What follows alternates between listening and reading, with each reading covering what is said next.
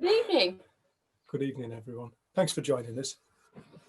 I love the fact that you wrote the blurb for this week and you've completely forgotten. Yeah, I forgot what the title was. I think looking for truth.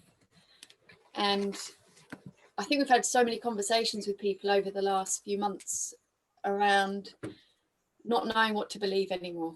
We're just bombarded by information, and there's just so much going around. I think this year it just seems that it's been one thing after another.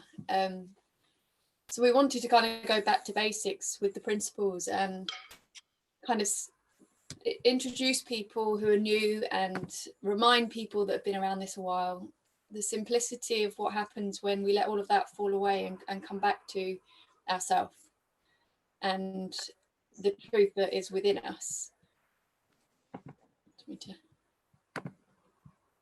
Just gonna press So I think we've been having a conversation about that, and that's what you started writing about. So yeah.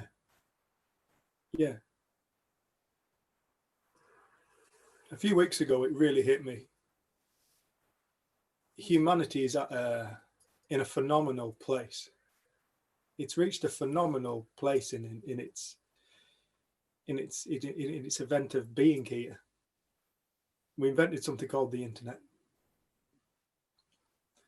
And all of a sudden, through all these different platforms, we all of a sudden have access to everybody's thoughts all at once. You've got YouTube, endless opinions on YouTube.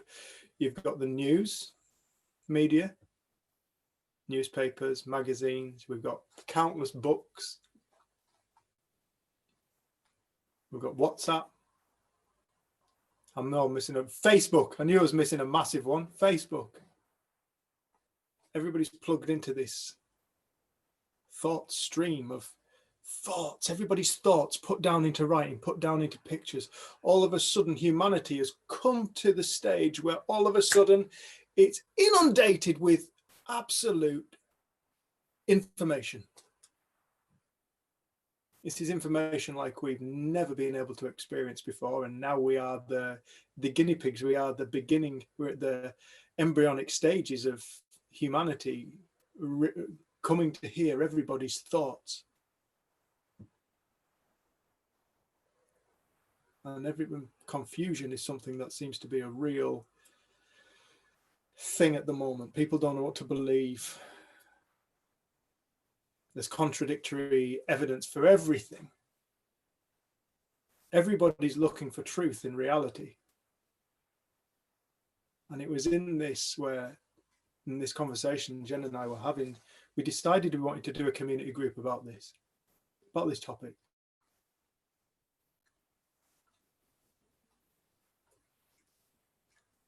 There was something we both learned, and I know people on this screen that I'm looking at now, many people now have woken up, are in the process of waking up. We're always in the process of waking up. You can never get to the end of it. But I've started to become aware of something deeper. We go looking for truth in the world. This person has the truth. That person has the truth. That person's telling the truth. That person's not telling the truth. Start looking for truth.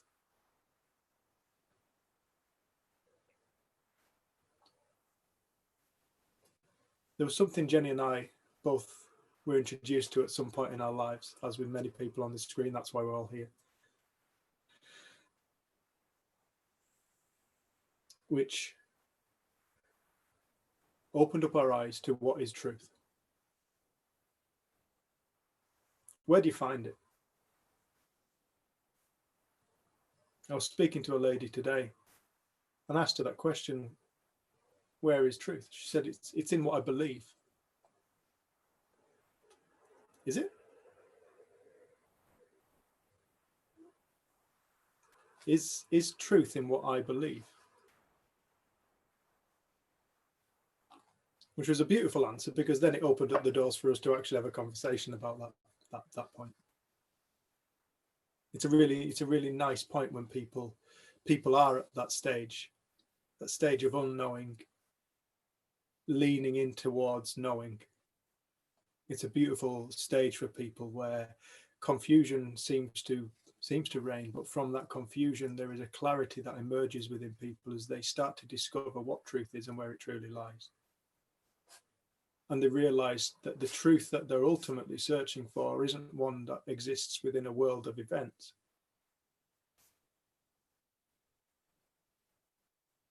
but it's in the essence of life itself.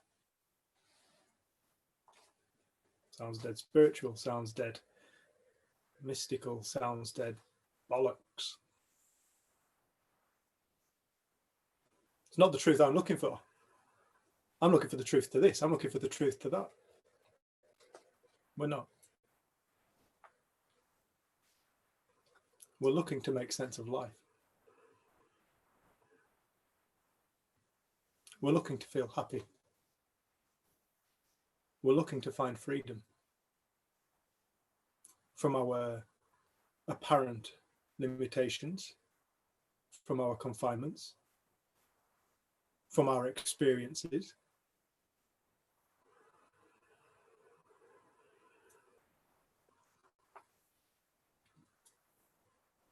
And we go looking in the world for it. We start trying to manage the world. We start trying to manage relationships. We start trying to manage economies. We start trying to manage the climate. We start trying to manage the world.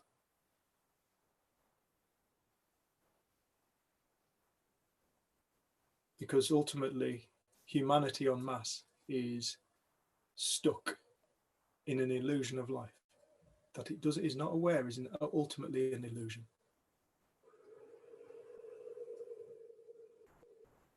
When this hit me, it changed my life in a moment.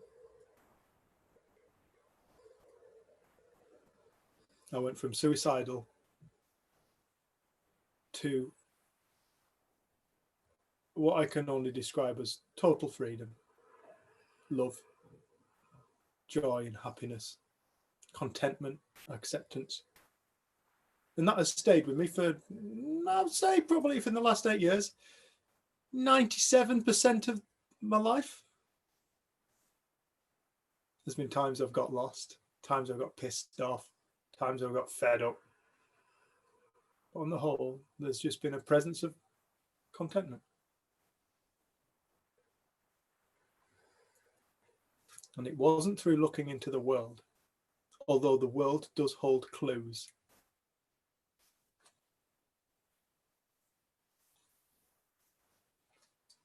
Nature holds clues. Once you start opening up your eyes and opening up your mind and opening up your heart, nature holds clues to yourself.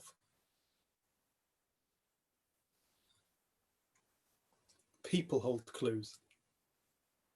Communities hold clues. Books hold clues.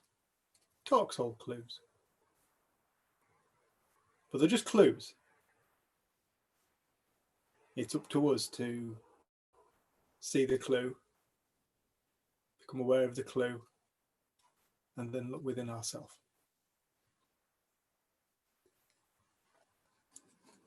We can't give anybody anything, but there's nothing to give. Likewise, there's not really anything to receive.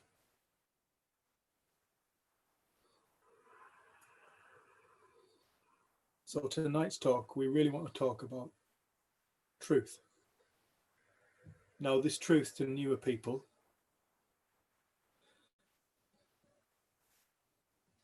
please just bear with us.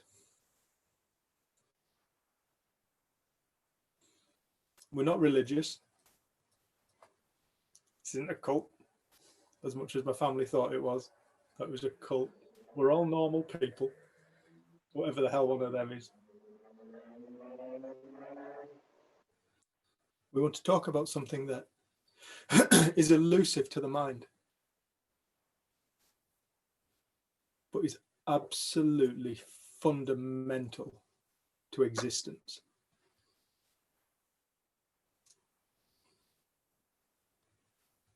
And as we become aware of it,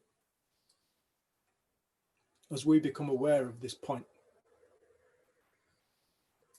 as we start to wake up to it within ourselves, I can absolutely guarantee that anybody who starts to wake up to it will start to live an easier life. I can absolutely guarantee that somebody who starts to wake up to it will start to find more beauty in life, more majesty, more recognition of magic, of power, their power, themselves.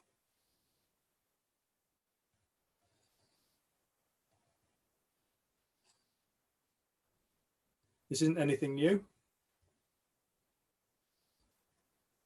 It's just the way it's always been. Apart from humanity is lost in a story. It's a story of a self. It's a story as the self as individuals and a self as a collective, both of which is made up.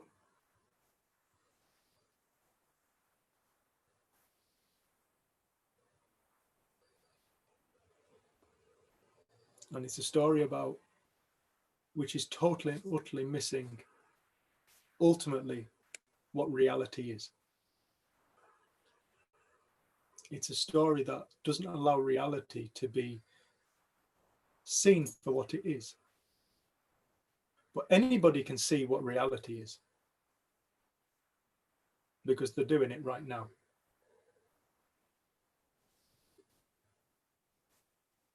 And as we start to explore this point, we start to become aware of the answer to the question, what is life? Because the answer to the question, what is life, is the same answer to the question of what is reality. And it's so obvious once you see it, you're like, how the bloody hell did I not see this? But 99% of the world's population is blind to it at the moment. That will change. This will change. That point will change. And as it changes, so will the world change. And it will change in a direction of love, acceptance, and kindness.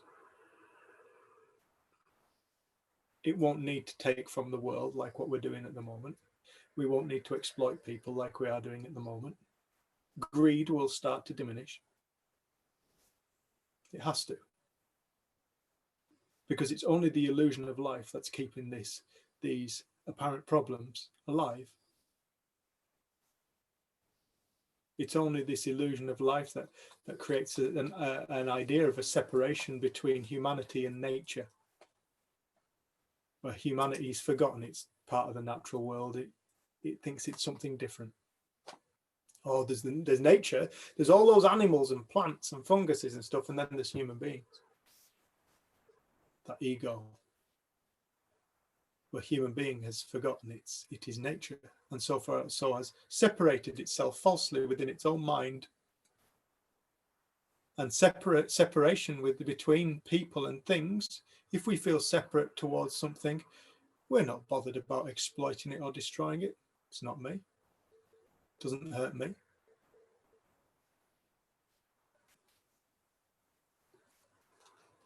That's the illusion.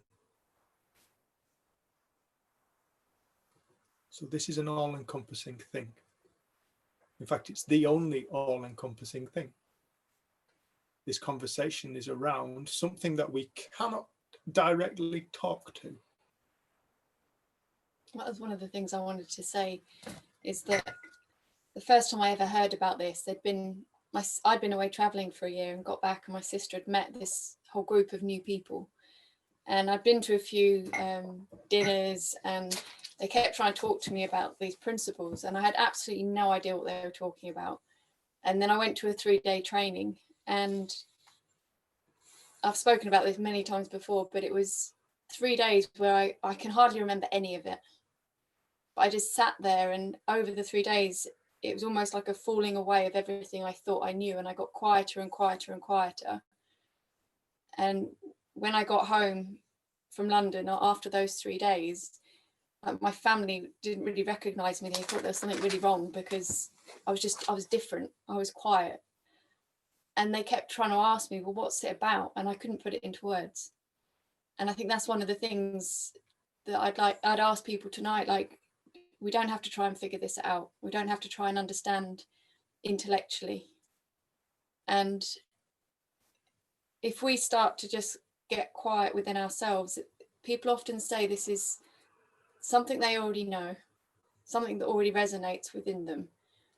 But then we try and put words to it, and sometimes we get attached to the words or the way that it's shared. But it isn't in the language. And I think it frustrated everyone around me when I first knew about this, because they could see us different. They could see us experiencing life very, very differently. But I couldn't put it into words. I couldn't explain it.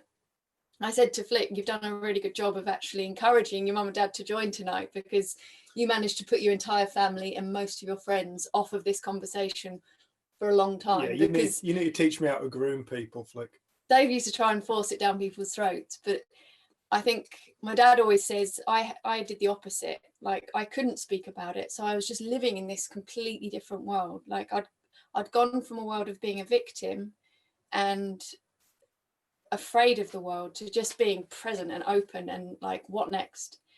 An excitement and a presence that you hear people talk about it as children, that kind of, what next?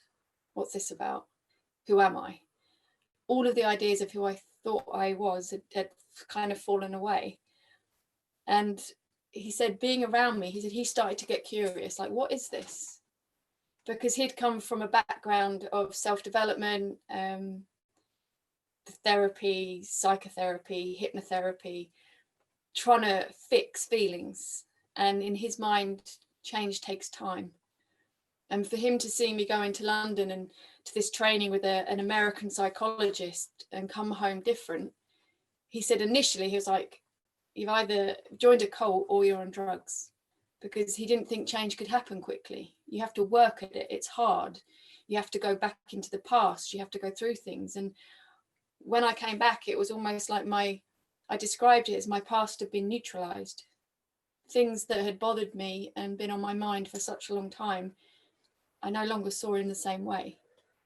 And I think for my parents, it was so confusing, because at no point during the 3 days was anything that I thought was my problem and my issue addressed.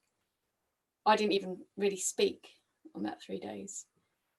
But the understanding, when we start to wake up to it from within, the reorientation happens for us. We don't have to do it.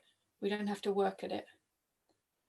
And it's because you're being introduced to what already is, what's already naturally happening for us, what's flowing through us. So I always just encourage people, like, even if you come away from this couple of hours and you're like, I have no idea what they're talking about, or it doesn't matter. No. Like, because we're not speaking to the intellect. We're not speaking to what you already know. We're speaking from, like, often we'll come up with a title and we show up, and then sometimes we're surprised by what we talk about, because it's almost like when your ideas of what you think you know fall out of the way and you get present, like, you get to learn from your own like inner wisdom, your own connection, and that's what we're speaking to. And I think that's what the thing that struck me the most when I was learning about this initially was Dr. Roger Mills, who was my first contact with the three principles. He had trained, one of the first psychologists to train with Sydney Banks, not long after Sydney Banks had had his enlightenment experience. And I always say that Roger Mills' superpower was that he knew like he knew that everybody was completely whole and well. There was nothing wrong with people, they just didn't know it. He saw that they got lost in story, lost in thought, and that he never spoke to the lostness. He only ever spoke to the wholeness. And that was something that was so different for me, because I'd been in therapy at that point for about 10 years. And all I'd spoken about was my lostness, again and again and again and again, and experienced it again and again and again and again. And it was getting worse rather than better. And I think it made so much sense when Roger spoke, because he was speaking to wholeness. He was speaking to reality. He was speaking to the truth. He wasn't speaking to the illusion or the creation. He knew that there's something before or behind life that's totally intact, can't be broken, can't be changed. That's the place within us where we're the same with nature, that place, no separation. And as the few days went by, like, I could see that as my mind got quieter, my listening got better and better and better, because I wasn't listening to what I already thought I knew. I wasn't listening for good ideas. I was listening. And it was described at the time, and I think it's been used many times, like listening to music. There's just certain music you just love to listen to. You're not like picking it apart or trying to figure it out. You just listen to it and you get filled with this feeling. And that was what was suggested to us on that 3 days. Like, just sit and listen to this like it's music. You don't have to figure it out. You don't have to make sense of it. But there's a place in you that's already aware,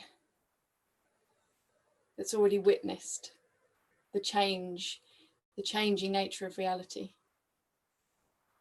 And I remember I used to point out to people, like, you know that at a young age there'll be certain toys you love playing with, and then at some point you just changed your mind and you like something else.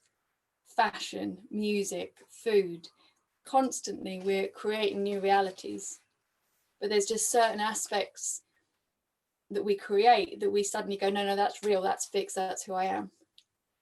And I think the crack that seemed to happen for me was like, whoa, hang on a minute.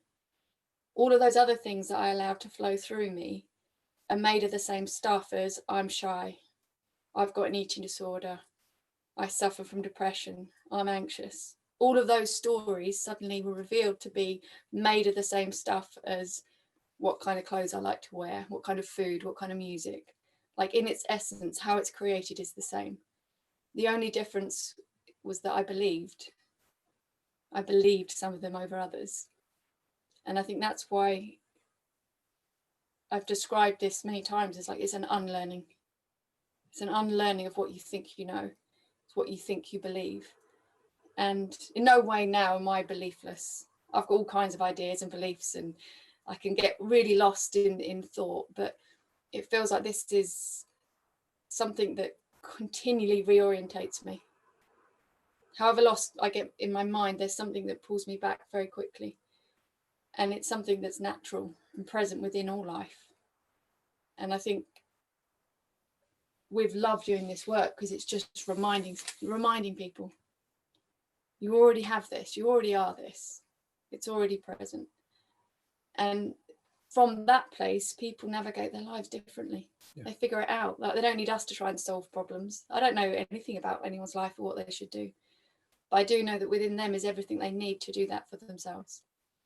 And I think this, well, some of the favourite work I've done with you was in the townships. And I think the thing that came back from the people we work with in South Africa was empowerment. I feel empowered. And it kind of takes the victim out of it, and it creates a space for creativity, resilience, buoyancy, all of those things. Brand new opportunities just emerge, don't they? Yeah. New opportunities that you weren't aware of will suddenly come into appearance. And this is just as we start to actually find out truth, the nature of life. We are all alive. Nobody argues with the fact that we live, but very few people question what it is. What is alive? Where did we come from? What invented human beings? Human beings didn't invent it. Human beings didn't invent reality. Human beings didn't invent this planet or the universe.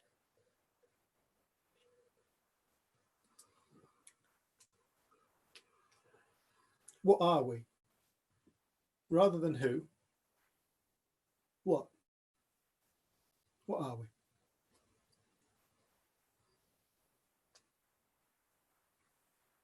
Life is something that we all are.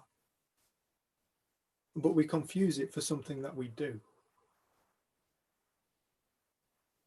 We are life, but we confuse it for what life does. So that's why we have words in our English language, sentences in our English language like life's a bitch, life's hard, life's a challenge. Life's not a challenge. Life's effortless. Life is totally effortless. We've never had to work at life from the moment we were born. We've just been lived. We lived. We are lived. Something lives us. Something keeps us alive. It's effortless. It's not a bitch. It's not hard. Life is effortless. It's phenomenal. What we confuse for life is an experience. Something that is always coming and going and chopping and changing, and 1 minute the world looks like this, then it looks like this, and then I feel like this, and then I feel like that, and then I feel pissed off, and then I feel happy, and now I'm relieved, and all this stuff. And we're looking for truth in that. Something that is forever changing and experienced. We're forever looking into the experience for truth. Something that is like the weather. Something that blows in and out, comes and goes. Weather never goes anywhere. What the weather does, does. Weather is all weather.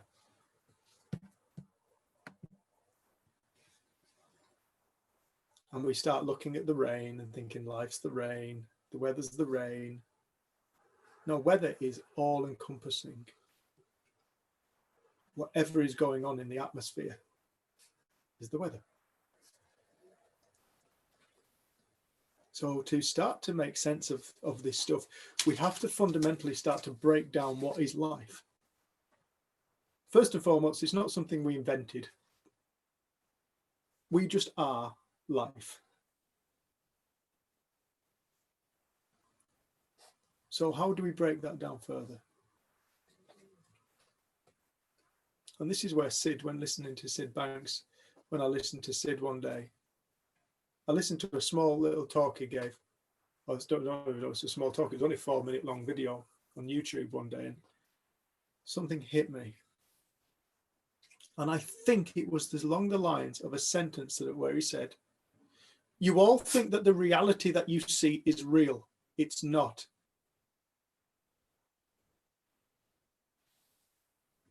Something inside me started to wake up. What did he just say? We all think that the reality that we see is real. It's not. How can that be? How can this not be real? Of course it's real. I see it. I see a world. I see good people, bad people. I see people who are rich and people who are poor. I see this over there. I see that over there. I didn't quite understand what he meant until I went for a walk. For some reason, my mind got quiet. And I saw a jackdaw, a crow. Forgive me, anybody who's heard this story. But it was when I saw the jackdaw that flew over me and just happened to glance at me. That was all it was. And I looked at it and it looked at me. That was it. We just kind of clapped eyes on each other. I noticed it. It noticed me. It carried on flying down the field. I woke up. For whatever reason, that interaction, that awareness, I woke up. But to kind of put words to that event later on, the only way I could really describe it was I realized that the jackdaw and myself were the same thing. There were other aspects to this experience, but fundamentally I realized that the jackdaw and myself were the same thing. I am a conscious state. Fundamentally, I am aware. I've always been aware. Awareness has never gone anywhere. From the moment I was born, I have been aware. Babies are aware. From the moment they're born, they're aware. Pure awareness. They haven't decided what's right, wrong. They haven't been told what's good and bad behavior yet. They haven't been told what to believe in. Well, this is what we believe in. That's what we believe in. We haven't been told that. We haven't been told they're good people, they're bad people. They're just openness, infinite potential. The thing is, that never goes anywhere. That's never gone anywhere. It's just been can't even say misplaced. It's just been misunderstood.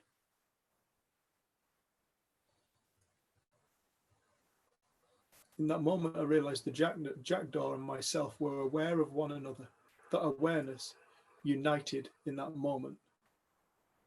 My being with the jackdaw. Don't know if the jackdaw even was aware of it. Don't even know if it's still alive. People go, oh, it was all about the jackdaw's eyes. No, nothing about the jackdaw's eyes. It wasn't like that. It was something that took place within me. It was a recognition of what's real. What is real about reality? Because the reality that I see cannot be real.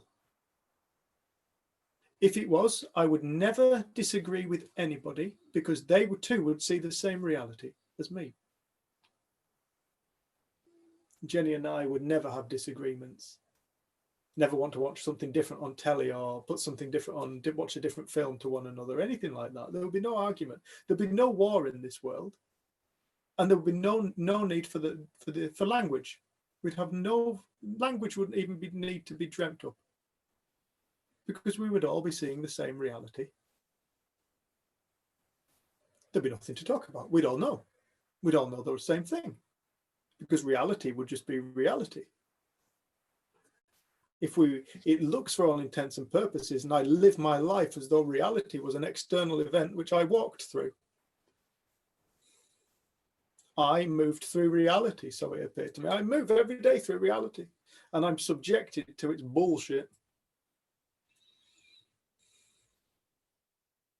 And then in that moment of interaction with that jackdaw, I realized it doesn't work like that. That truly is not the nature of reality at all. But as long as I lived like that, I felt depressed because I felt like the world had its finger on my buttons and it was pressing them. People, politics, global events, personal events, people's words, the weather, my past, the future, stories I was told, all had the power to dictate my life and hold me prisoner. So it appeared. Until in that moment I woke up and I realized that's not true. That's never been true. And I started to understand the likes of Jesus, who was a man who I didn't really give a crap about, to be honest. He wasn't somebody he was just a religious icon as far as I was concerned, a story. But I started to understand what that man was talking about. And that man wasn't a religious icon. He was a man who woke up to something very special. And he tried to tell people. Do you want to know what life is? Do you want to know how reality works? Do you want to know what you are? Because if you're looking out there, you're looking at an illusion. And he said, what I am, you are too. And he told everybody the kingdom of heaven is within themselves. The heaven that everybody is looking for, the joy, the happiness, the freedom that they are looking for is within themselves, but you will not find it by looking through your belief system, because that is the thing that separates you from it. It's all thought. The illusion of life is created from a force that we all take for granted, we don't even question. The power of thought within consciousness, generating a reality seamlessly from the moment we're born to the moment we die. And this is why everybody sees a different world. That's why no two people on this screen are dressed the same. That's why we all like different people. That's why we all like different music. It's why we all want to do different jobs. Because we all live in our own consciousness created reality. Our own dream of life. Ours. And nobody else can get inside our dream. And our dream is as free in this waking state as it is in the sleeping state. We just don't know it. So we don't use it. If we're not awake and we are asleep, how can we know that we are asleep to wake up?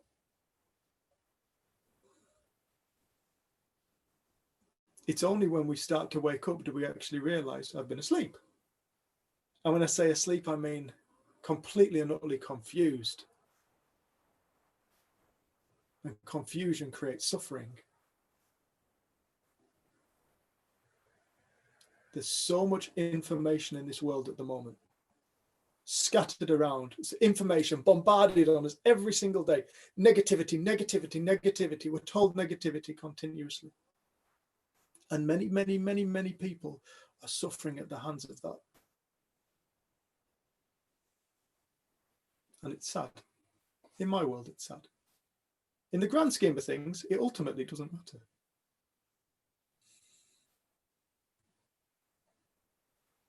But in my world, it's sad. That's why I like to try and help people wake up. To really start to see what reality is. Not what we're told. Not what somebody's telling us. Not that world of events. I'm talking about the true nature of reality, and we are that. Everybody is it. Every single living being is it. The jackdaw is it too. It is a separate reality. No two jackdaws on earth experience the same reality. They live in their dream. Every single ant in a colony is living in its own perspective of life. Every single tree. This is when I realized this, I had to stop being a tree surgeon. I couldn't cut them anymore. Every single tree is a consciousness state that thinks and experiences. Experience is created from consciousness. We are consciousness. They are consciousness. We're all consciousness. Everything is consciousness. It's the unifying field that they talk about in quantum theory. The unifying field, the field of energy that everything ultimately emerges from. All matter comes from energy. And we go, oh, okay, I get that. What the fuck's energy? You find the answer to what is energy, you find the answer to what is God. You find the answer to what is consciousness, what is source. And when you find the answer to that, you find the answer to what is life. And you realize it's all a big show. It's a massive show where everything and anything can happen, but it's all the same thing. No matter what is taking place in the world, it's all the same thing. It's an experience of consciousness that we experience. We've never actually fundamentally experienced the world. You can't. There is no objective reality. If there was an objective reality, no need for language. Everybody would be dressed the same. Everything, what will be right will be right, what will be wrong will be wrong. It would just be, we'd all be drones. Because we'd all be responding the same to the same reality, but we're not, and we don't. We're all free thinking beings, and we are free to think and dream our reality however we wish. And some people dream, like myself, I have dreamt to the point of suicide. Terrible darkness. I've dreamt terrible darkness. I've thought terribly dark thoughts. And as these thoughts have emerged within my consciousness, they have been brought to life as a reality that looked so fundamentally real, I didn't know how to escape it other than kill myself. I didn't know that a change of thought brought around a change in reality. A change within consciousness brings about a corresponding change within reality. I had no idea, but it was so obvious once I woke up to it. The whole game of life is a dream. It's fundamentally a dream state. And everybody is dreaming a different reality. Everybody's free within their dream to dream until their time comes and it's time to move on.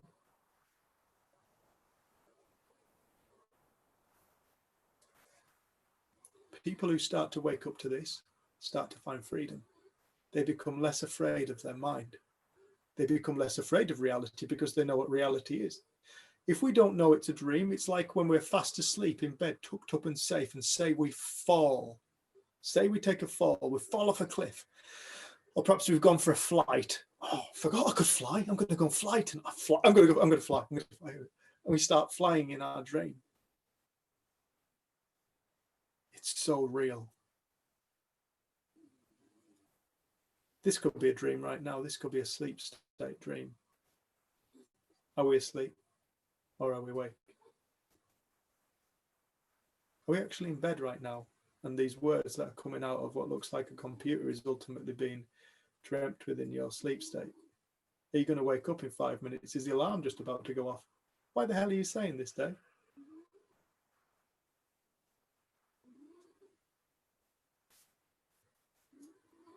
We don't know.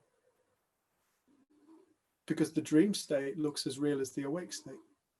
The sleep state dreams look as real as the awake state dreams. This is why when we fall in our dreams, we fall off a cliff or we're being chased, our body doesn't know the difference. And that is why in our sleep state, when we're fast asleep, tucked up in bed, our body will release adrenaline, cortisol. Your heart will start to pound if you've been chased. You'll wake up and your breathing will be heavy like you've just run a bloody marathon. Your body does not know the difference between awake state and sleep state, because what controls the body is thought in the awake state, and what controls the body is thought in the sleep state. It's all thought. The whole game of reality is thought, and it's a spiritual thing, if you want to call it spiritual. It's a singular event, playing the game of infinite possibility. Infinite possibility. What else do we know that is infinite? Truly, the mind is an infinite force of creation. This is why we're always dreaming up new ideas, new inventions, new concepts, new realizations, because it's infinite, and we will continue to do so for infinity, because it's infinite. We're infinite. The true self, not the Dave, the name. The true self, the essence of life itself, that which human beings did not give a label to, or try to give a label to, but cannot understand. This is why science doesn't study it. This is why science did away with the spirit. Sack the spirit off. Sack it off. Leave that to religion. It's because it can't explain it, and it becomes a nuisance. And I forget which scientist said, consciousness is as required within science as something, completely put it down. Consciousness isn't required within science. That was in the 17 or 1800s, I think it was. I forget. I must look that up. Consciousness wasn't required within science, eh? What's observing the experiments? What's dreaming up the experiments? What is it that is aware of a theory that it then sets out to try and prove? Consciousness is fundamental to science. Consciousness is fundamental to everything. There is nothing that consciousness isn't fundamental to. And when we start to wake up to that and start to realize that consciousness, what we call consciousness, is it's just a scientific name for the spirit, for the soul, whatever anybody wants to call it, God. It doesn't matter. Those are just noises. But the force itself is true and real, and it is truth. Because it is non-changing and it is permanent. So when people are trying to find truth in this day and age, we're so bamboozled and so, what's the word I use? Mesmerized by our realities. So mesmerized, we're so interested in the reality we're encountering, trying to figure it all out, that we don't look within ourselves for truth. We're always looking for truth in the world. Something to make us feel better, something to make us feel good, something to make us happy. Happiness and freedom and things like that don't come from the world.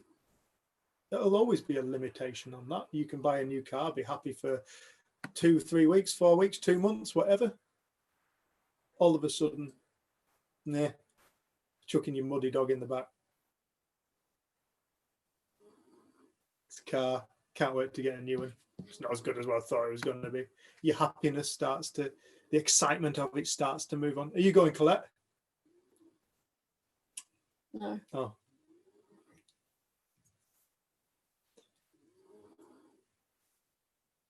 The excitement starts to wane. The car's still the car.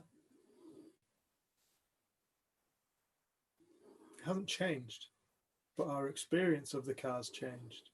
The reality that we encounter as we sit in it or look at it changes.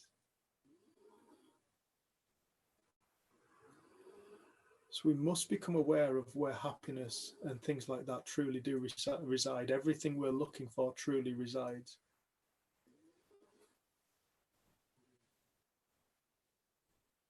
And there is no outside of us.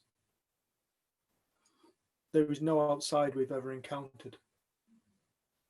It doesn't mean there isn't a world. There's a world, but the world you see is the world from your own consciousness. It's your dream. And ultimately, the world is made up of nothing. If you really look at it, if science really looks at it, it realizes the world is made up of nothing. This is one of the great things of quantum physics. When they've spoken about it, they've said, always used to be said, there's more space than there is matter. Until quantum physics comes along and goes, even that matter is just energy. Everything is made up of nothing. This whole shebang is a play of energy. What creates the trees creates the people. What creates the people creates the sun. What creates the sun creates every other sun in the universe. That's why the universe has the word uni in it. Singular, one. This is why Jesus spoke about singleness. With the eye of singleness. He who has the eye of singleness, he who sees singularly, he who sees that all things are one thing, knows there's nothing to be afraid of. How can there be anything to be afraid of in life if everything is a singular event? I'm not talking about a personal event such as Dave's story of life. I'm talking about life itself, the world. Go before creation, and you realize it's all one thing. And ultimately, there is nothing to be afraid of in this life. Fear is created from the moment we separate ourselves from life, the moment we separate ourselves from the world, the moment we separate ourselves from one another as a race, as a species, as a collective, the moment we separate ourselves from nature, there all of a sudden becomes something to be afraid of. Fear. Well, what is fear? Well, fear is a feeling state. What creates feelings? Thought. If it was a world of events that created feelings, everybody would feel the same given the same event. But we don't.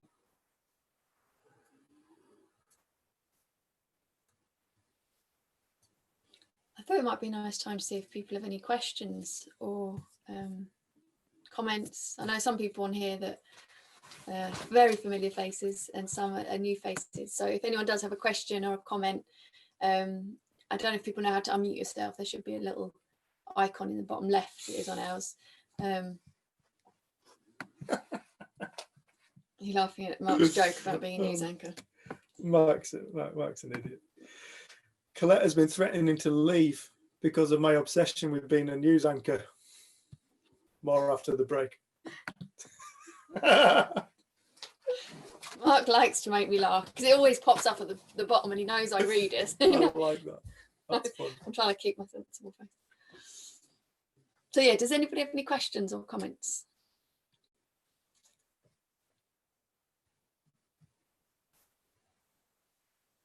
Colette? I've just been seeing this week more acceptance of myself and like my body image and it's that time of year when we all look to cutting out cake and biscuits and all the yummy stuff and throwing them away from Christmas. And I started to do this. And I thought, what am I doing? I do this every time. And what difference does it make? Because I might lose a few pounds, but I don't really lose much. And I deny myself eating this or eating that and punishing myself. And I just looked at it all and just thought, and it's not even true. I think I can't eat this, but I can eat that. And all of a sudden I just thought, just accept the way you are and stop beating yourself up. And with that, I just felt like lighter. It's like a ton of weight. It's not physical weight, but mental weight came off me. It's just, and then I just thought, well, no, I'm not throwing them away. If I want a biscuit, I'm going to have one, but I'm not going to have it with any guilt attached. And that's what I've been doing. I've been having biscuits with like lots of guilt. I shouldn't do this, and this will mean this. I was just having a nice biscuit, enjoying it. And what I've seen after that is, you think I've stuffed my face with biscuits going, yeah, I haven't. I've just thought, if I want one, I'm going to have one. And that's what I've seen with accepting myself, where I am and how I am now. It's just been really good. Yeah. That sounds amazing. Yeah. Total freedom to eat all the biscuits. Mark, has she saved you any, mate? She's ate them all. That's why I've not, though. Most of the time, I've made myself a cup of tea and I forget to have one, which is really strange. Look, you forget you've forgotten No, you've had one. no. So it sounds like it's almost like you've recognised all the invisible thought that's been there. When Yeah, you've been that's doing exactly like it. Yeah. And when that falls away, there's a lightness, and it seems we then make different choices anyway. And it's like when we have something targeted as a problem or something we need to change, Yeah. it keeps it alive. And it seems like this week you've just seen through it, and it's Because before, when I denied myself eating them things, I've still had the thought, you're overweight. That hasn't changed. I haven't dropped that thought. So I've been doing more exercise, eating less food with the thought, you're overweight. Now that thought's just dropping away. So it's right, that, yeah. Beautiful. Thank you, Colette. Yeah. Thanks, Colette, love.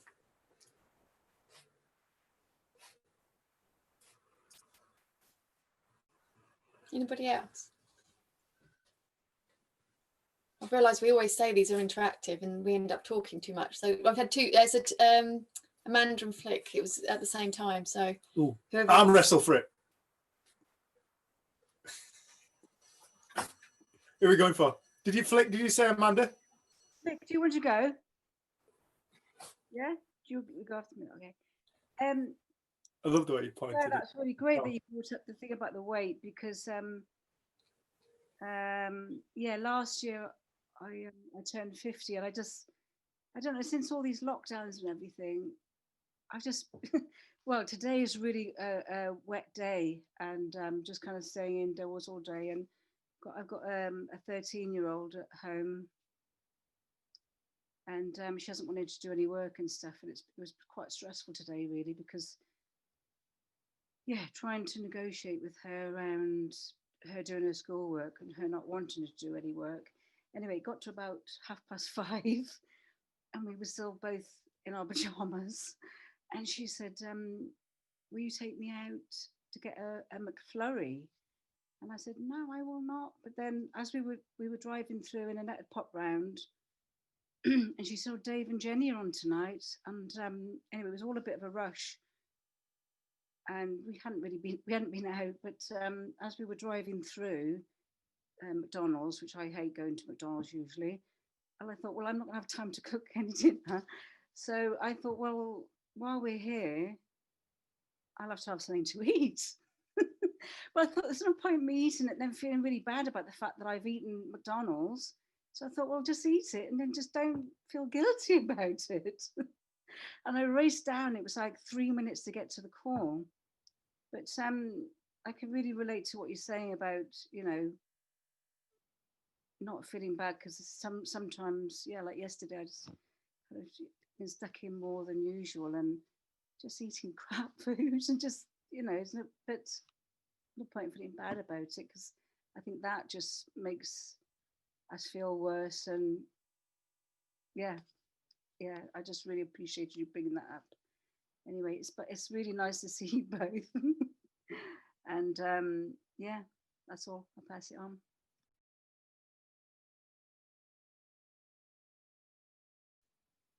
Hello, everyone. I was just going to share, an experience that I had the last couple of days. So I had to do a presentation yesterday about chronic pain and weaving in some 3 principles stuff, which was cool. But the day before, I was like so in my thinking about, it's got to be perfect. Am I including the right research? It was only 15 minutes and I spent 5 hours planning it. Because I was so busy in my head, and at the start I was really caught up and I had all this anxious thinking and my body felt, adrenaline filled. And then I have extra thoughts like, oh no, if I've got too much adrenaline, my pain will get worse and I'll feel crap. And then after a while, I just saw through the illusion. I was like, God, I've got lots of busy thinking. That's a pile of crap. And it doesn't drop away straight away, but you just see it for what it is. I just saw it for like, oh, it's just a radio station playing in the background, and I might feel funny and I might have funny thoughts, but I'm still okay. It's just something that's going on. It's like it's raining outside. I'm still fine. And then it just settled down. And then in the few hours before I did the talk, I was just very peaceful. I was just like, oh yeah, this is going to be quite fun. I'm not worried at all, because I hadn't bought into the thought.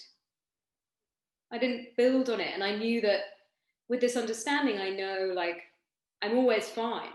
I wouldn't have said yes to the talk in the first place if it wasn't fine. So of course I was fine, and the thought settled down, and I was completely fine. And you realize that you just buy into these illusions and you think these thoughts are real, like it won't be good enough. And it's like, well, what does even good enough mean? Good enough for what? And I did the same thing last year with my former partner, spent months worrying about, what happens if we break up? I'll be mortified, I'll get more pain, and months of sleepless nights, worry, completely bought into it. If we break up, my life will be over. When we break up, I'm fine. Of course it wasn't very pleasant at all, but I've recalibrated, because that's what we're built to do. We're built to, our well-being come from inside, not from someone outside. So I had a bit of a rough ride, but you rebalance out, because that's what we are. So, and you always know what to do in the moment. That's what I'm seeing with this understanding. I was planning in advance what I'll do if this happens, what I'll do if that happens, thinking that my thinking brain could figure it out, but it can't figure it out. I get broken up with, and I instinctively know what's the best thing for me in the moment. I haven't planned it. You just got to it's much easier that way. It's much easier to follow that truth rather than trying to figure everything out, which is exhausting, and it's often just wrong. So yeah, that's my thank you. It's just my share. Don't buy into the bullshit in your head. Thank you. I love that. Totally. And honestly, I think if you get 15 minutes for a talk, like we do way more preparation for 15 minutes than we would for a 3-day. We do about 4 minutes. But yeah, probably most of it is bollocks. It's probably bollocks, yeah. No, this is it, Flick, Trying to figure everything out. Constantly on this search for truth. Trying to figure it all out. Trying to figure out life. How am I going to be in the future? How am I going to be in the future? What's the future going to be like? What's it going to be like after the pandemic? Is the pandemic ever going to come to an end? We're always in the future, in the past. Always in the future or in the past. We're not, but we time travel in our mind all the time. We're forever time traveling. We're never present in the moment. The only time that life's ever actually truly taking place. Another one of my favorite quotes of Jesus Christ was, "Become passers-by.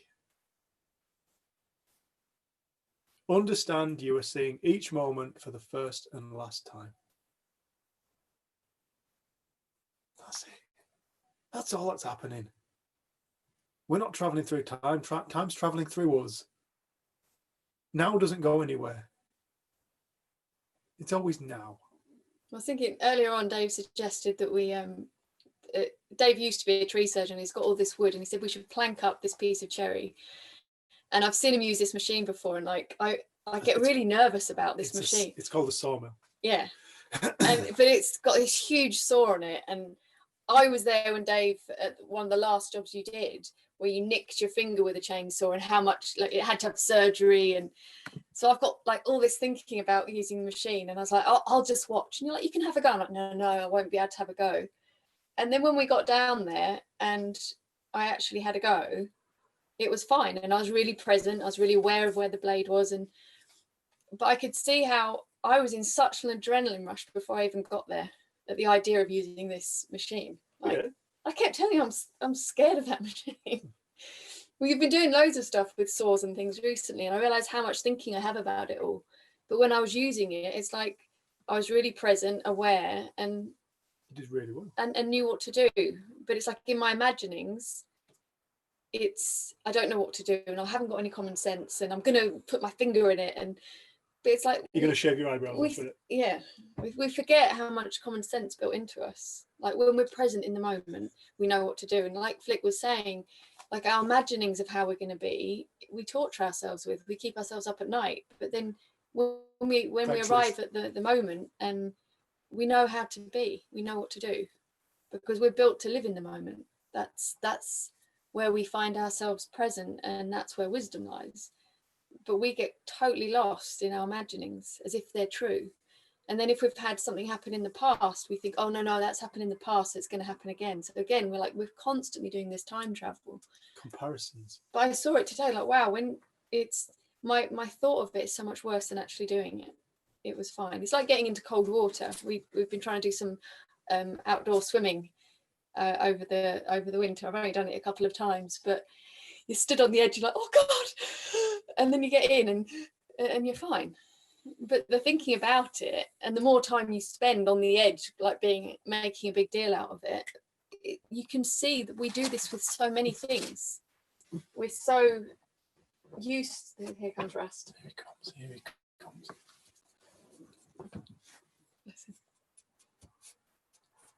There's no food.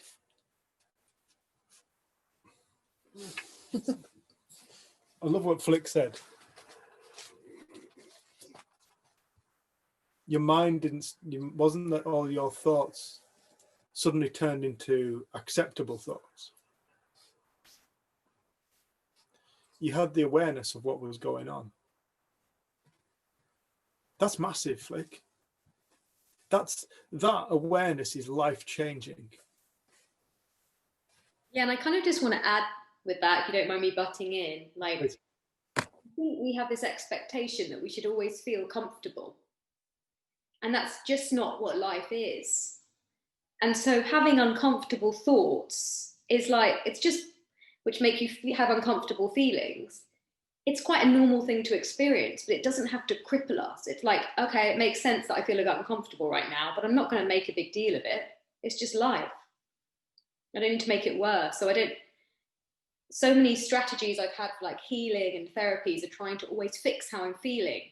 And it creates a lot of work. Like every thought you have, you've got to reframe. You're like, well, how about I just feel okay feeling a little bit uncomfortable for a while? How about I feel okay when it's raining outside? And I think that's what's really changed for me, is just being okay with not feeling okay. And then it goes away quicker. I love Thanks that. for letting me butt in. No, you but. What yeah, no, just what kind I think Catherine wants to butt in. What I hear in that, Flick, is rather than trying to fix, you accept. Acceptance. Not very many people accept life for how it is. Acceptance is one of the things that emerges from awareness. As we become more aware, to become more aware is to move more towards love. Because fundamentally, that's what everything is made of. Acceptance. When we love people, we accept them for who they are and what they are. When we fall in love with an individual or somebody else, we suddenly, there's no problem with them. They're perfect.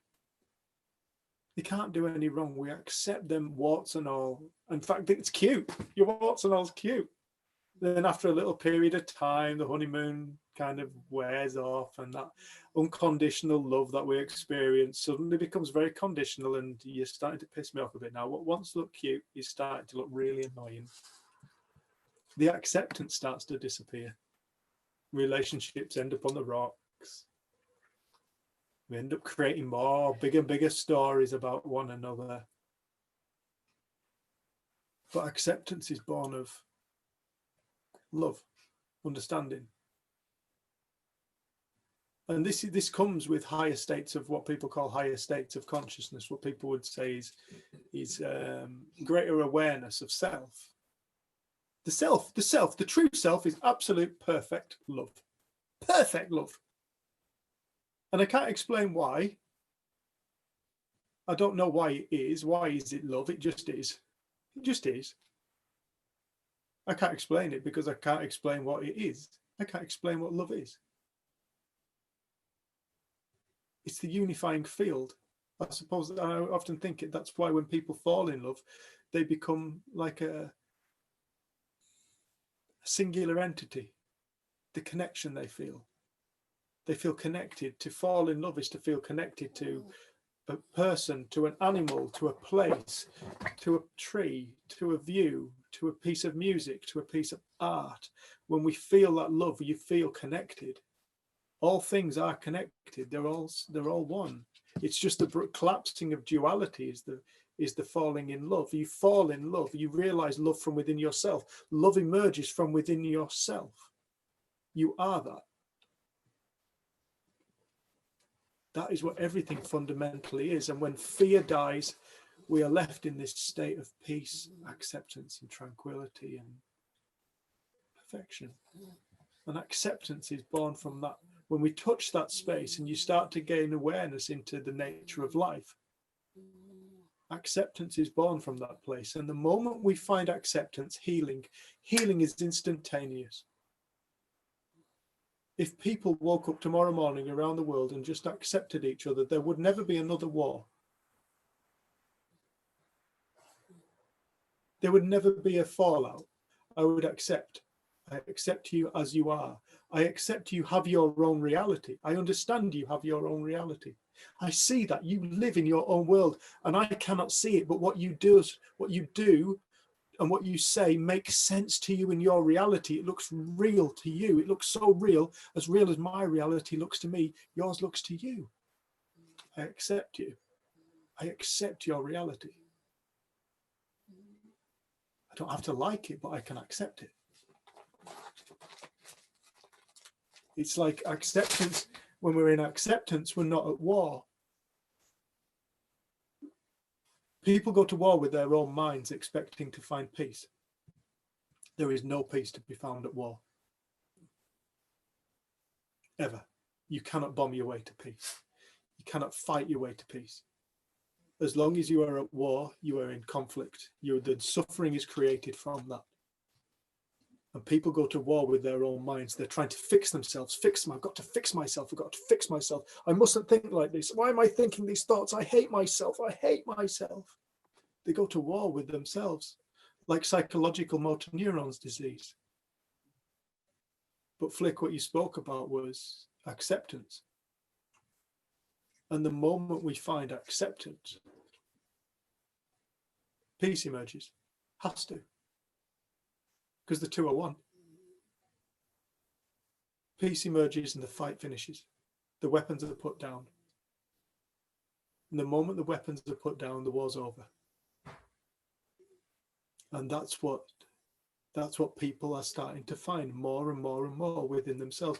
They're finding acceptance for themselves and they're finding acceptance for the world. It can't be any different to what it is. The world cannot be anything other than what it is right now, given the way humanity has thought up until this very present moment. Given what humanity has understood about itself and life, it's believed in an external reality. So of course it's created a world which is totally diminished of things. because it's assumed that all its happiness and joy has come from stuff, money, finance, power. That's where my safety lies. My safety lies in money. That's why the world is completely not exploited. But when people start to raise their level of awareness to the nature of life, and they realize, oh no, security ultimately does, I can be secure anywhere, because security is a state of mind. That's why we've seen so many homeless people who are happy. Some of the happiest people I've ever met have got nothing. Some of the most secure people I've ever met have zero in their bank account. They don't even have a bank account. In fact, they didn't even have food. But they had love and acceptance and joy in their hearts and gratitude for life. They had nothing. Where do we truly believe that security lies, happiness lies, freedom lies? At the moment humanity is going through a big transition and waking up, it is starting to realize that it is an internal, reality is an internal event. Reality is a psychological experience from birth till death. Everybody's dreaming a different dream, but it's all a dream. And that is going to change the world. It has to, because it comes with consequences. It comes with consequences for those that wake up. Those people become free. They don't need things as much as other people. Their happiness isn't dependent upon favorable circumstances. They accept.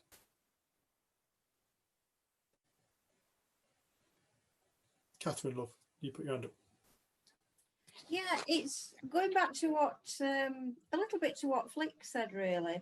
I've got a bit of a situation next week. I've got to go to court next Tuesday to give evidence. And I've never done anything like that before. I've not done anything wrong.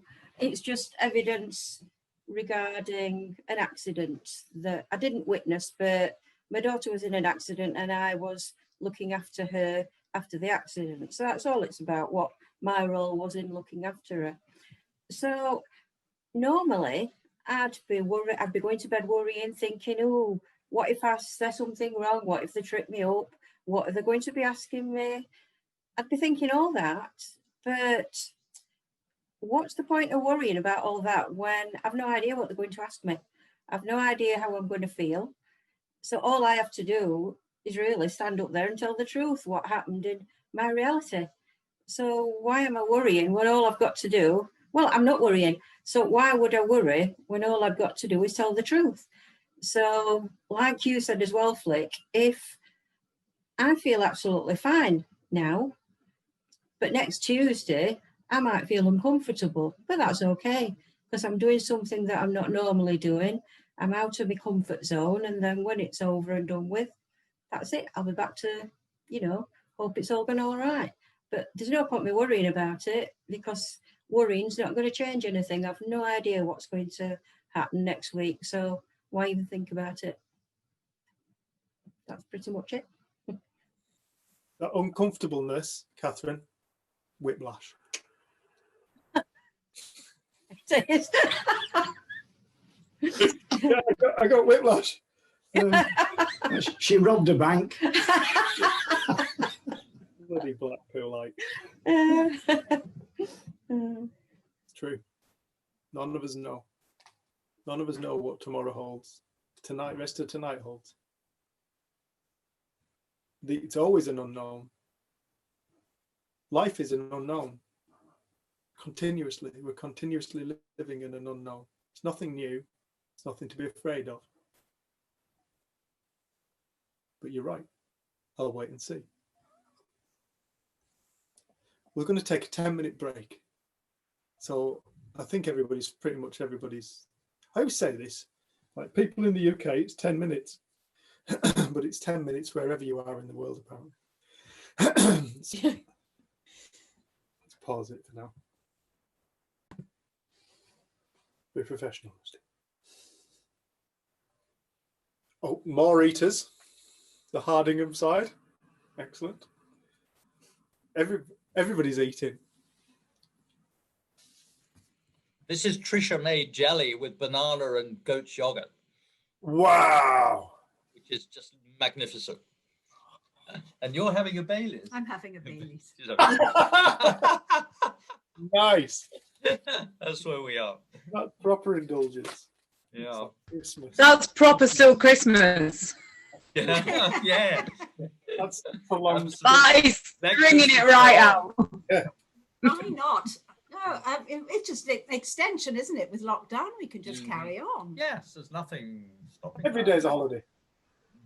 Yes. People are around. Start every day as a holiday. Yeah, I like that. Why not? Mm-hmm. Get up looking forward to whatever you're doing. Yeah. And I see Hannah's got her chef behind her. That's nice, Hannah. Yeah, just preparing you, rustling you up a nice little meal. That's nice. Welcome back. Good to see everybody's stuff in their face, because we just have. Any more questions? Any more comments? When you were talking about reality, it reminded me, I don't know, it sort of transversed me across to those films, the Matrix films. Do you remember those? Yeah. Where people thought they were in reality, but they weren't. They were being manipulated and there was something else. And that I just found that thought quite interesting of what is reality. Yeah. And how different reality is for different people. That's right. And then coming back to your theme about how people are and acceptance of people are, and the love related to that. Yes, love helps you appreciate other people and accept other people. But how do you deal with people that are obviously, in my words, wrong? So if you see somebody kicking a dog, how do you react to that? You don't accept that, do you? You don't, out of love, think, well, that's what the person is, so he's, they obviously think they obviously want to kick the dog. There's a frustration. He's hurting inside, and that's yes, well, that's why he's doing it, but is that acceptable? I don't, and I'm sorry, that's a very simple example, but if you then look at what Trump was doing last week, or what Mugabe, Mugabe does, and what the Chinese government does to minorities in China, then how do you react? You don't accept that. Totally, I totally understand what you're saying. What we're never about telling anybody how to live. People come to us and go, what do you do in this situation? What would you do? That's never for us to give an answer to. It's not for us to tell somebody how to live a life. What we're talking about is fundamentally, how is it that things come about? How is it that reality comes about? The person who kicks a dog is responding to a thought. Thought is the thing that creates feelings, is the thing that creates behavior, no matter what it is. Those people who stormed the Senate couldn't have done so without thought. They couldn't have organized it without thought. They couldn't have executed it without thought. And they all did something different. They all did something different because they all had different thought in the moment, and they were all acting upon thoughts. The only thing we have to act on, because it's the only thing that guides us through life. And so people who live, I used to live in an awful lot of frustration and anger, and I was violent. I went to prison for violence when I was younger. I was lost in my mind. I see it clearly. I remember the thoughts I used to have.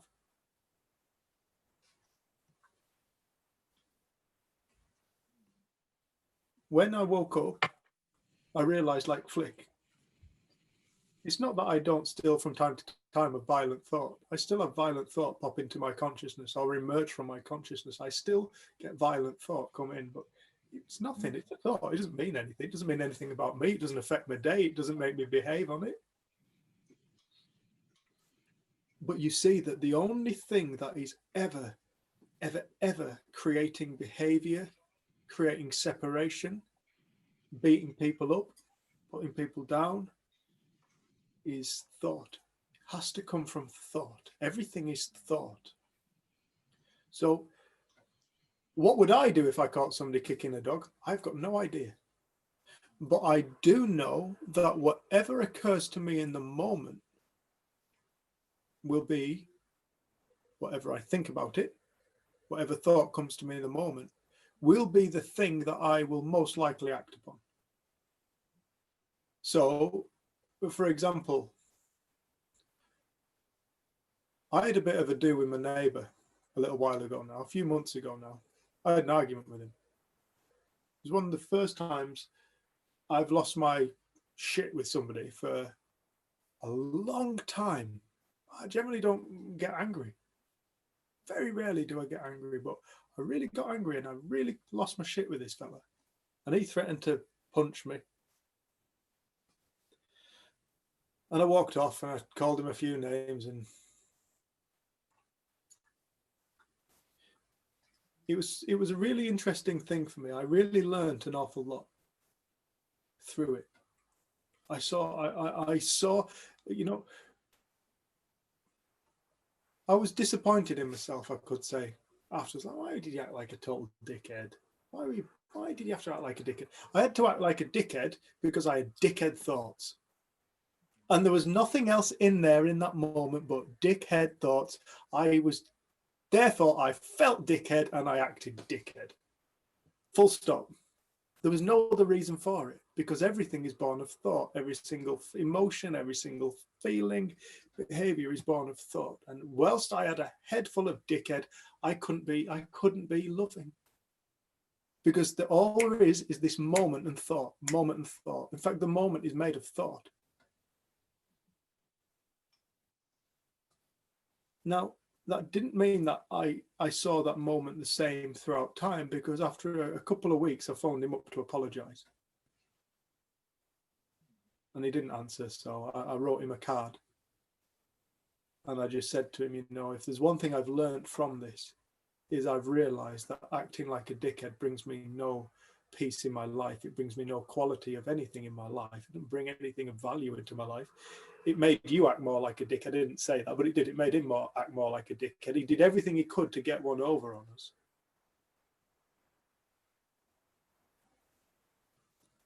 And it was quite an interesting time, because I wrote him this card just saying, I'm sorry. I don't need your acceptance. Don't need you to accept my apology, but I am sorry.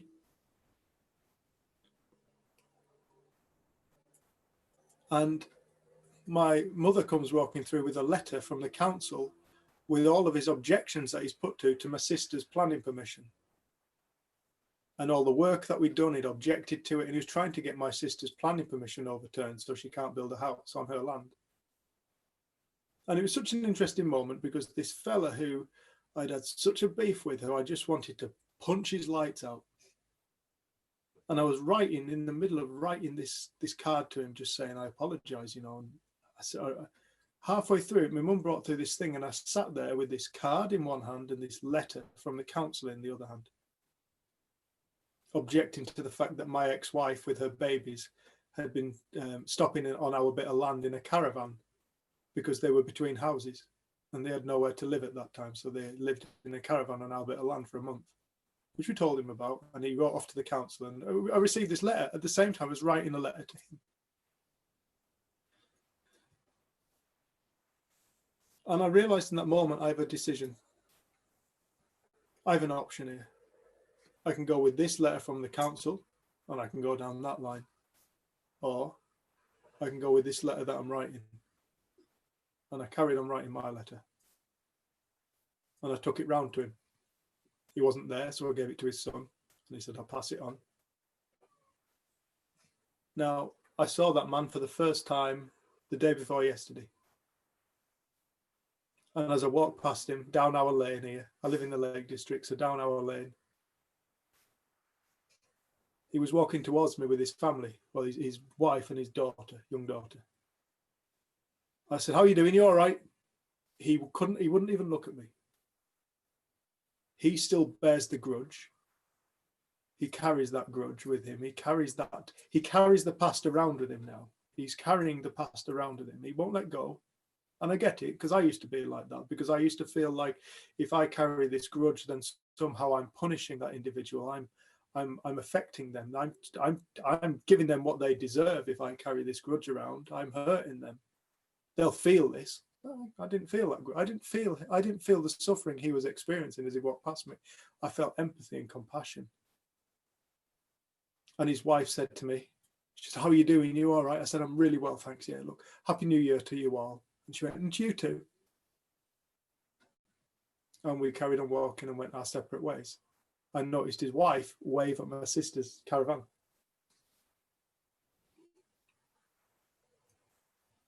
But it's not that you condone action. You don't have to condone action. It also doesn't mean go and act like a dickhead. I couldn't in that moment have been anything other than dickhead, because I was totally engrossed in the reality of dickhead that I was experiencing. I was totally lost in my head, totally lost in thought. It looks so real, it's so convincing. I mean, the reason why this is so, we have to talk about this subject is because the illusion of reality is so convincing. Unless we question it, we're never going to wake up, because it's so real.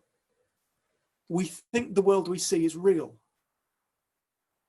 It was interesting because when I saw that man, I just wanted to punch his lights out. He's a total bellend. I just can't stand you. A few days later, I'm looking at that man and I'm like, no, you're scared. You're scared that around your home, which you take a great deal of pride in, things are changing and you're afraid. So because you're afraid, you're like my little Jack Russell, and when he gets scared, he bites you. He fights. Because he's afraid, he's attacking. That's what he does. And I could see his innocence. I could see my innocence in it all too. And because I could see the innocence in his behavior, because it looks real to him. He is afraid. There's nothing actually happened on that bit of land now for 3 years, 2 years, 2-3 years. Yet all the time he's afraid of what's going on the land. He has no peace in his life. He's living in a story. He's living in a thought-created reality that is so convincingly real to him, he doesn't get to settle down and enjoy his beautiful home because he's so busy trying to defend his castle. All his armaments are up and he's on full attack. But nothing's happening on the land.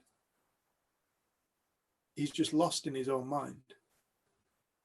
And he's trying to defend himself, and I get it. And the moment I saw that, the moment I realized, I remembered how life works, I felt nothing but compassion for him and love, and genuine, heartfelt love and compassion. I remember saying at the end of my letter, look, I think you're a really good man. And I think you've got a beautiful family, and one day, perhaps, maybe, we could sit down and have a pint together. Maybe we could just grab a cup of coffee and just get to know each other, because I'd really like that. And I meant it. The reality changed. The circumstance was the circumstance, but my experience, the reality of it was a never-changing thing. It evolves. It goes from I want to batter you into the ground to I want to go for a cup of coffee with you. I cannot stand your guts. I actually love you.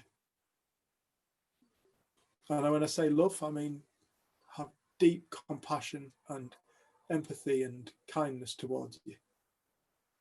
And I genuinely mean it.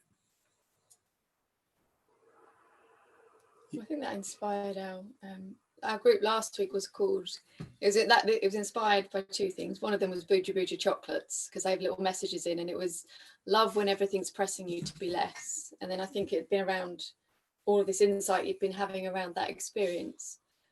And it can be so easy to feel justified in negativity and be righteous. And I think sometimes people hear this and they think maybe we become passive. Or they call it spiritual bypassing. And we realise that it is just, we accept everything it is and we live in this. But it seems when we can see life as is, our come from is different. And like I loved when I first came across this, I got to go to America and do some filming in the jails and the prisons and meet different people. And I saw my own ego and judgment about these kind of people, my ideas of who I thought I was going to meet. And once I got in there, I just met other human beings. And when we got into the conversation around this, you realize the humanity that exists within people, regardless of what they've done in their lives and their behavior. And the stories that I heard were of love for their family, regret for what they'd done.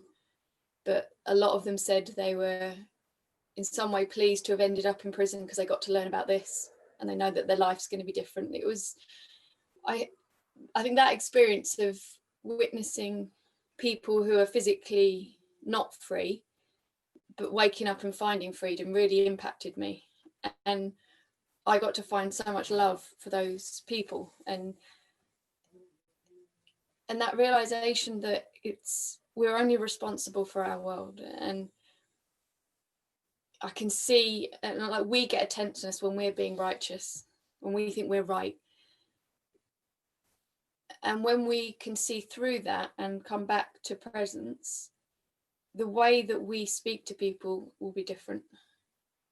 And like, I've loved watching my dad work with kids, because he used to be a head teacher. He's a retired head teacher, but he still does a lot of work around this understanding with children. And he's worked with children who have been like kicked out of different schools. And same with my auntie, actually. She used to work in a unit where they'd been through every single school, and then this is the point where it's the only place that would take them was this unit. And it was like, if you can look at someone and only see their goodness when they can't see it for themselves, it didn't mean that they were passive. It didn't mean that they put up with any kind of behavior, but you could see how differently these kids responded to them compared to some of the other teachers, because they weren't being judged. They weren't being seen as bad. You were seeing the goodness that exists at the heart of everyone. And I think it's I've said to Dave, I don't think we could go to India, because I've spent a lot of time in India and I've seen how animals are treated in India. And there's been times I've just had to turn away. And I thought, one of the things you've said, I know I've got a lot of ego around animal cruelty, and I haven't seen through it yet. You don't actually know how you'd react were you confronted with something. But I could never know. Yeah, I was just like, I don't know if I'd put you through that, because I witnessed so much cruelty when I was in India. Just not everyone at all, but certain places that I visited. But I was so grateful to have the understanding about life, because I didn't hate people and I didn't think they were bad people. I had compassion, and it allows us to connect with people even when we see things very differently. Like, we have a friend who was a strong Trump kind of hater, and her housemate was a pro-Trump, and she said, we love each other regardless of our belief systems, and we can connect in a different place. We don't have that conversation.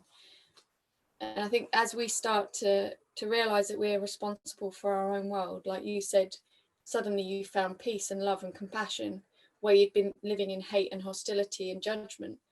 Like, where do we want to live?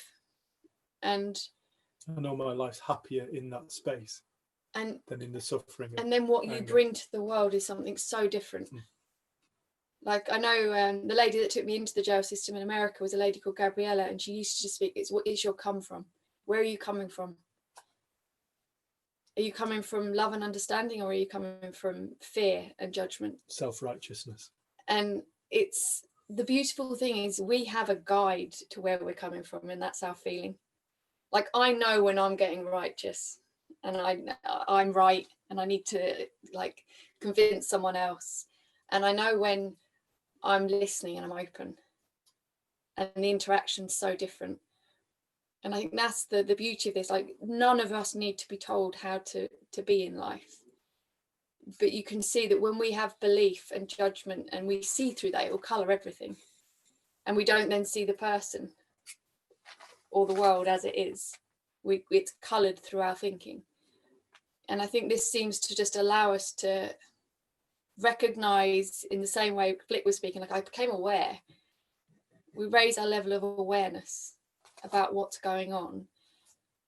And I always used to, one of the things I could say after I came across this, I said, I've just become really suspicious of what I think. I'm so suspicious of my own mind, because I've blindly believed it for such a long time, and I haven't created a particularly nice life. But this little bit of suspicion seems to have opened the floodgates to all these deeper feelings.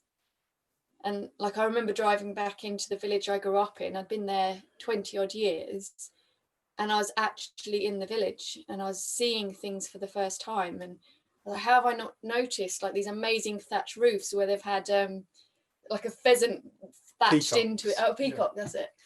And it's like, how have I not seen this? Where's my mind been? And I think the presence of mind that comes to us, I've been surprised sometimes how I've reacted in the face of negativity or judgment or misbehavior. And then there's times where I totally react. I've missed it. And then, but like you get to learn. You get to learn. I remember it being spoken about by Dr. Keith Blevins. He says, you are the first recipient of what you think. And that resentment is like drinking poison and expecting the other person to die. And I remember just sat in the audience like, wow, that's a big statement. But how many times have we held on to things or resented or judged, expecting it to have an impact on someone else? Not just people, but circumstances that have come up in our lives where we've just resented it. You know, it's like we think that those circumstances and those people are creating our resentment. They're not. We create our own experience of life. We create our own reality, and we do it with our own mind. And what we think is how we experience life. It's what it appears to us as. It's how it feels. That's what mental illness, what people call mental illness is. It's thoughts. It's not illness. I was diagnosed with mental illness. I was diagnosed with chemical imbalances and all kinds of things. There's nothing wrong with me. There's nothing wrong with people.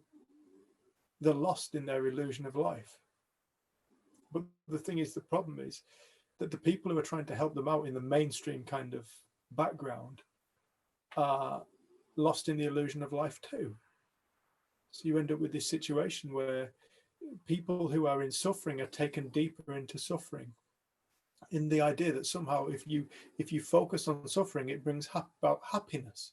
No, you focus on suffering, your reality is created from thought. If you think about suffering all the time, that's all you're ever going to experience. If you want to experience joy and happiness, those thoughts have to be let go and allowed to manifest new thought of happiness and joy. It's the only way it works. There is only one thing taking place. There's only one reality. But this one reality has an infinite amount of faces. So it's like, it's that whole, when you become aware of it, you become wiser. Wisdom's what this world needs. It doesn't need more knowledge. We're swimming, we're drowning in knowledge. What this world needs is wisdom. What people need is wisdom. It needs wisdom. Wisdom comes from love. It does not come from fear. There is no wisdom found in fear. Fear destroys lives. It creates war. It creates hostility. There is no wisdom to be found there. Wisdom is found in love and all the attributed experiences of love, compassion, understanding. But that all comes about with awareness. Like Flick was saying, that awareness, as you become aware, you become accepting of your own mind. I accept that I'm having these frigging mental thoughts right now. It's me now. I'm going to get on with talk. Anyway, thoughts, I've got a talk to do. You get on with life. There's your wisdom. It reminds me, there's a lady that came to a retreat years ago from Egypt, and she said how she lived in America a lot as a kid and grown up with pets and things, and she realized how she needed to help educate people of how to treat animals, and to like she would get the stray cats, and have them injected and all those things that needed to happen, and then she'd try and get them adopted out, and she wanted to educate people about how to treat animals because she realized that culturally there's a different view on them. But she said it didn't come from all the anguish and all the hurt that she'd felt about it, or she experienced that first, and then she said as she was learning about this, she said something shifted in her and she got this new thought. Now what they need is education and understanding. That will be how they then start to see animals different. And she said it was such a strange thing because she saw the innocence in the behavior, because it was just this cultural belief that's how you treat animals here. And she's done something, and she has like a centre now out in I think it's in Elguna, where she now works with educating people, rehoming cats. And you can see how when we're not in judgment and hate, we get new ideas and we're inspired of like, well, how can I help this? How can I serve? And like, I know Mother Teresa always used to say, I'll go on a peace rally, but I won't go on an anti-war march. And it's kind of coming from that same place of what are we wanting to bring to the world? And I think that was the other thing that you experienced after sort of falling in love and acceptance with your neighbour is, what do I want to put into the collective? Like in this one life, this one mind that we all are part of, what do I want to put into it? And one of the talks that Sydney Banks gave, apparently, I haven't heard the talk, but it was said that he was saying, I'm just as much use tending to my garden as I am out giving talks, because he absolutely loved his garden and he was so present. He knew that in consciousness would help the whole. And I think that's one of the things we've started to realize, like, we're so lazy with what we think. Like, how easy are we to judge or to get into this? And it's almost like if you want the world to look different, we've only got one place to look, and that's within. And if we can start seeing humanity and beauty in the world as is, I don't know, we're more inspired then and have creative, resourceful ideas that are different than the habitual thoughts that we've always had. And I think that's what the world is looking for: creativity, new ideas, innovation. And I think it's happening. And all along it's looking for love. It's looking for happiness. Every single step we take in life is a step in the hope that's going to bring about happiness and joy. Every single job we take, oh, this job that's going to bring me more money and security, and I'm going to be all right, I'm going to be okay, it's going to be good, we've got a good future ahead of us. We're always looking for security and happiness. Didn't even know Emma was on. Emma, you're right for us. Oh, you've written to everyone, but Emma's just said. Where is Emma? Oh, she's there, but I'm right. She hasn't got a camera on. She was saying that I work with young people in supported housing and definitely agree with what you're saying, as when we see people as perfect and beauty and whole, then the conversation and feeling of the interaction is very different. Now, I may not have lots of letters after my name or a degree, but it appears I receive more deep, meaningful conversation with the young people I work with, and that's due to me not having any agenda, present and see their wholeness without waiting to be exposed, as it's just currently covered up. It's beautiful when you talk to the humanity within people. You don't talk to the story that perhaps we've been told about them. And going into prisons, it's like, having been to prison myself and then gone into prisons to work in there to share this message with people in prison. You know, they're people. Some of them have done some really nasty shit. Some have done stuff that, you know, you can't say is acceptable, but it's happened. But the person you actually meet, you know, whenever you go and meet a prisoner, you sit down in a room full of lads, they're just people. They're just people. I often talk about this lad, but it was such a beautiful, moment. I was with a lady called Jacqueline in Onley, and we gave her first talk when she first went in there. And this gypsy lad, what was he called? Alfie. This gypsy lad in there, we're talking about thought. You saw this lad's eyes suddenly go, bing. It's like, my God. Like, what's going on, Alfie? He said, just because I'm a gypsy doesn't mean I have to break the law. And we're like, yeah. No, you don't get it. Just because I'm a gypsy doesn't mean I have to break the law. And we're like, yeah. No, you don't get it. I've always believed I've had to break the law because I'm a gypsy. He said, me and my brother, and his brother was in this group as well. We've been sent down so many times. We've been in and out of prison all our lives. He said, because we keep breaking into places and stealing shit. And he's like, but I don't have to do that anymore. And when we spoke to him about it, he said, you know, and I remember the time, the night that he got sent down for the burglary that he got sent down for, his brother was buzzing, and his brother spoke about this in this group. Oh, the burglary we did, you know, he's in front of all the lads, he was being proper cocky. Yeah, you know, all bigging it up and everything. And Alfie was just sat there like, and Alfie said, that's not how I remember it. He said, I was terrified going to do that burglary. He said, I was scared. He said, my brother wasn't. My brother was proper idiotic. He was bouncing. He said, but I was terrified. He said, he was experiencing a different robbery to me. He said, in the gypsy culture, he said, you always have to obey your elders. Gypsy culture. And he said that night, this was the next week after he had his insight, the next week, he came in and said, you know what happened last week after we had this group? We're like, no. He said, my brother came onto my wing and he said, come on, we're getting out of here. He said, what do you mean? He said, we're breaking out. We're going home. And Alfie said, for the first time in my life, he said, after his realization, he said, I stood up to my brother, my elder brother. He said, I just said to him, no, I'm not going. I'm staying here. I like it here. He said, and then I waited to be punched. He said, and it never came. My brother just looked at me and went, all right, see you later.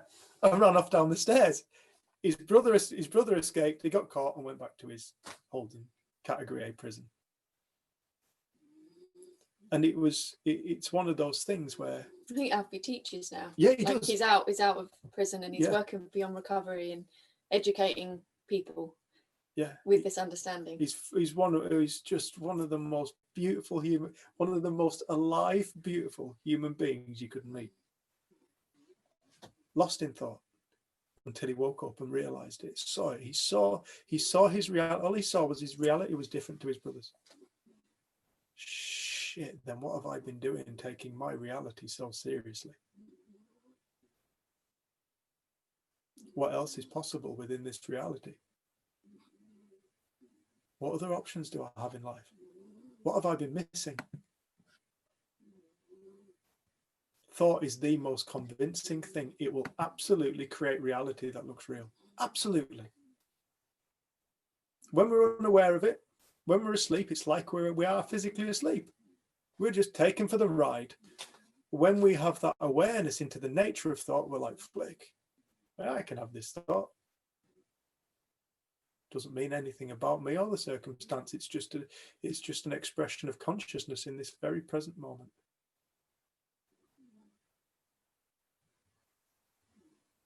All of a sudden, you're not led by thoughts, you experience them. You become more in touch with truth.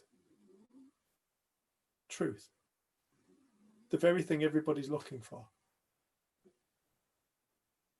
Truth is never found in a newspaper or in a news article or on WhatsApp or on YouTube or anything like that. The only place truth exists is within ourselves, and we're made of it.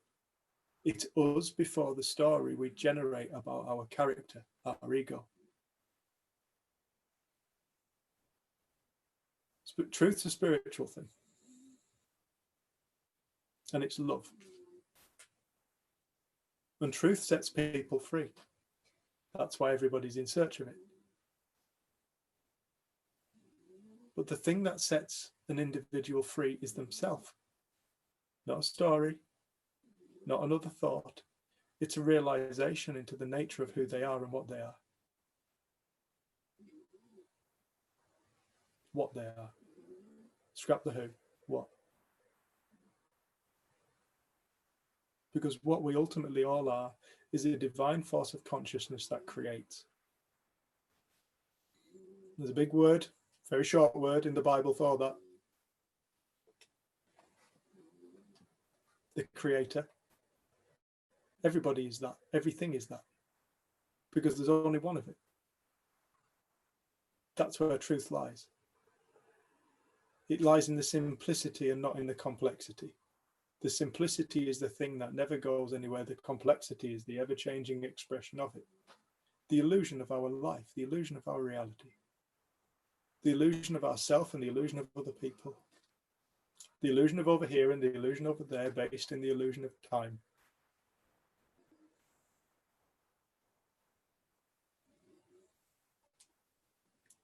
The illusion of right and wrong and the illusion of good and bad. And I say the illusion of good and bad because to one person, one man's terrorist is another man's freedom fighter. It's all down to perspective. Perspective is thought.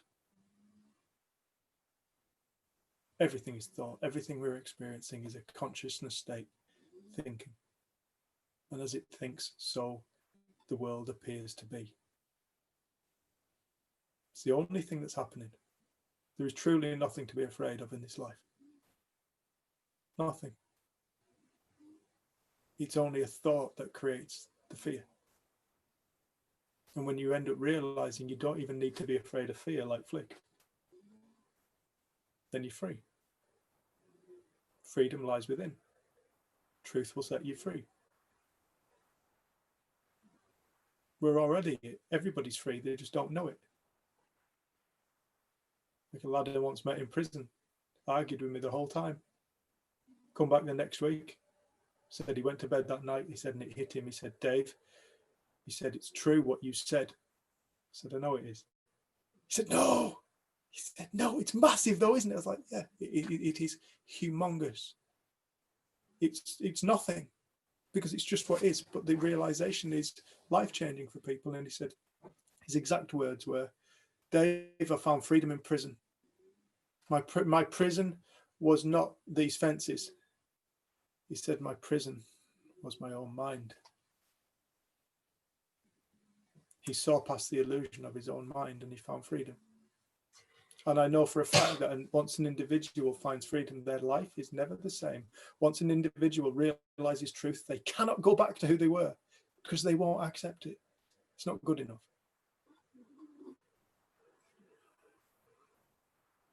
They realize that they're perfect. The world is perfect. Everything is perfect. It can't be anything other than perfection because it is what it is.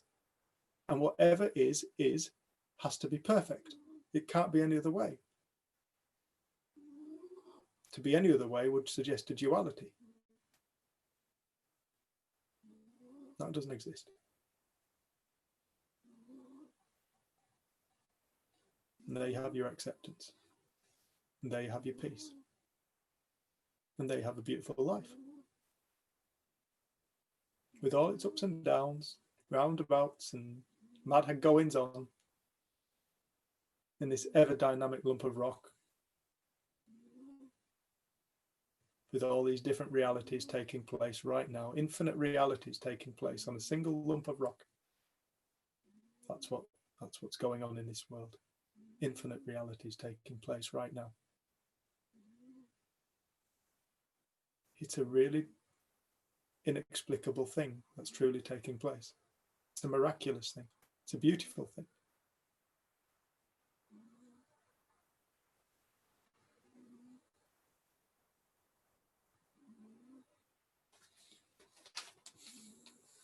Yeah, I was just going to say, through lockdown, we're going to do groups weekly because we were doing them bi-weekly. So we're going to do one next Thursday. And also at the end of the month, we have an online retreat. So from the 30th of January to the 1st of February. And we're doing all of these things via donation at the moment. And we say if people can't afford to pay, then please just pay it forward with random act of kindness. Towards another person, for another person or a group of people.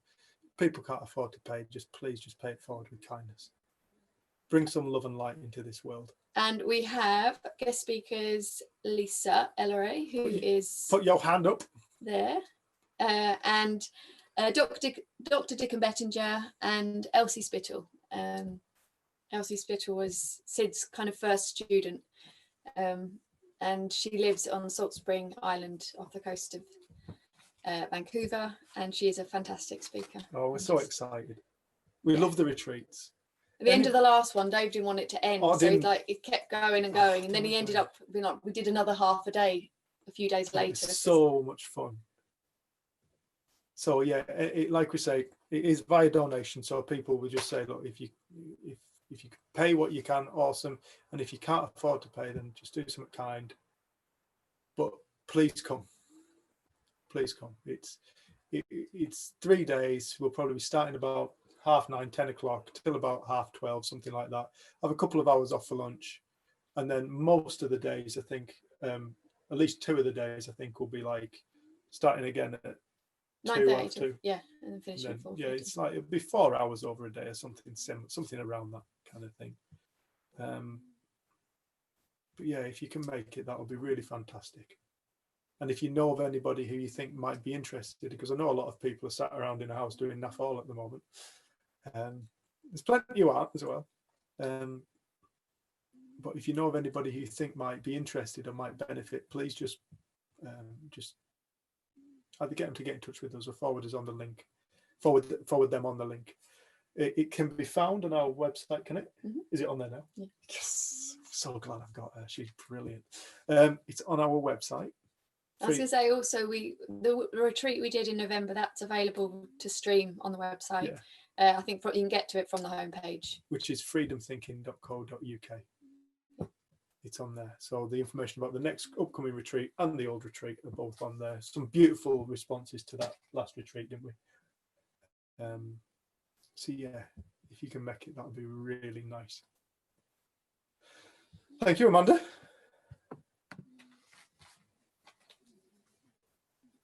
Oh, thanks, Amanda, love.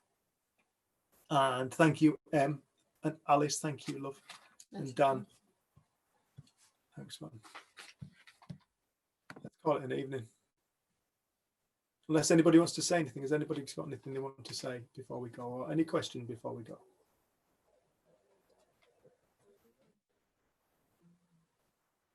Hi. Patricia, love. I'm Tricia, really. That's my kind of formal name on for what I do. But I'm just going to say thanks very much for a very enlightening thought from us both. Yeah. I will come again because there is some personal truths in what you've been saying that rings true even from childhood. Yes. We recognize it. This is a beautiful thing. When it gets heard, you're going to go, yeah, of course. Yeah, you recognize it, because truth is truth for everybody. That's the beautiful thing about truth. We just speak words. That's not truth. It's the truth within you, but it's the problem with the surroundings which tell you your truth is wrong. Correct. We assume that's what's going on. Yes. That's the illusion. Society can do that right from your own memory, the beginning of your own memory. Yeah. Until you wake up and you realize that society never had a hold over your thoughts. Exactly.